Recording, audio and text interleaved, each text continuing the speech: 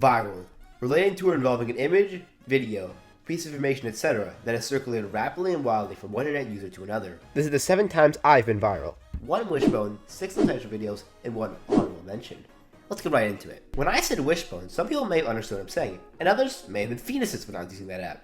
Wishbone's whole thing was you posting 1 or 2 pictures and have people choose which picture they like better, or choosing from 1 or 2 emojis on 1 picture. Every night in 4th grade in 2017, I would create a wishbone shortly before going to bed, using either my own pictures or pictures I found from the internet. These would never get more than 15 votes, but some of my favorites from these were Convertible, Rocks, and Milkshake or Bloody Mary. However, on June 21st, 2017, I went to Dunkin' Donuts, where I saw a poster for a vanilla cake batter donut.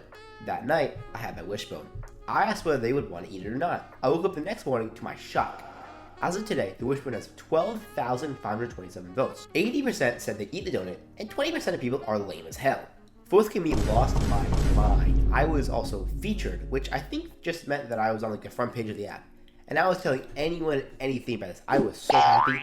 After like that peak that happened that day, I kind of stopped posting on the app, moving towards YouTube and TikTok. And this was the first time I experienced any real fame on the internet. About a half a year later, I had migrated fully to YouTube, and I had already made quite a splash on the site. With 16 subscribers, well, I was kind of a big shot. I even got 100 views on a video by Climatic and Jovic. But for real, I wasn't going anywhere at the time. However, I had also been experimenting with a site called Opioids, or Oproids, whatever, which, if you know your free Robux stuff, was the free Robux site in 2018. You complete a task for points, and points net Robux.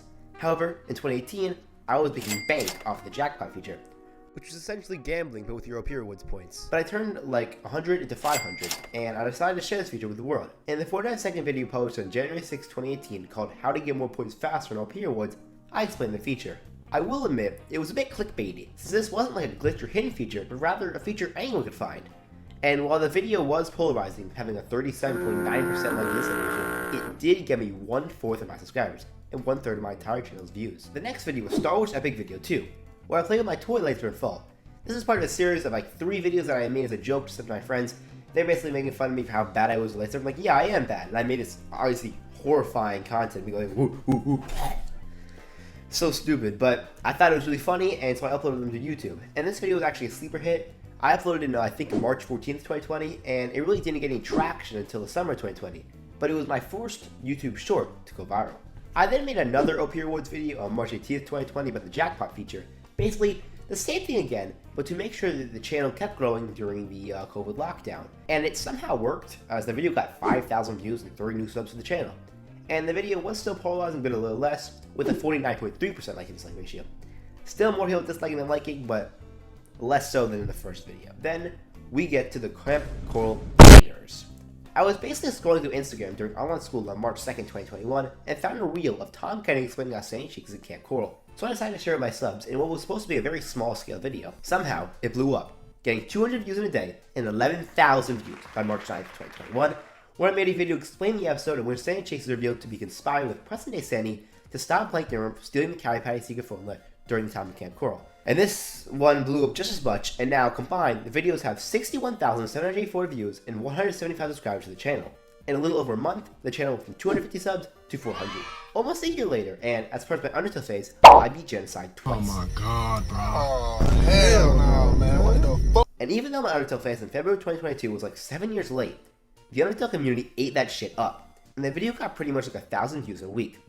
The video is actually more polarizing than I thought it would be, because people still don't like when you kill everyone in Undertale. I had a 71.1% like dislike ratio, and I even a comment saying, "You are the reason I want World War III." Bruh. Finally, we have the honorable mention, Minor Inconvenience. Minor inconvenience. A short film I wrote and produced with my friends Michael, Shane, and Julian for our local film fest. Michael's been part of the title show since day 1, and Julian just joined recently. And while it only hit 900 views, and we didn't win the film fest, I think the short film came out really well, and it also got way more views than I expected for being a teen short film. If you haven't seen it already, it's a crime satire about mafia lingo and espionage tropes. I think it's pretty clever, and deserves a watch. It's posted on the Surf4 YouTube channel, as the film was more of a group project, and that's where our group stuff goes. The link's in the description, go watch it, please, if you haven't checked it out already. In conclusion, I've been viral. From wishbone pose to short films, from Opioids to SpongeBob, I have my fair share of viral moments. I'm not famous, but I've had moments where I consider a lot of people have recognized me for work I've done. I think the takeaway here is that getting attraction is attainable through persistence, creativity, and the power of the internet. Everyone is able to leave their mark and achieve those 15 minutes of fame.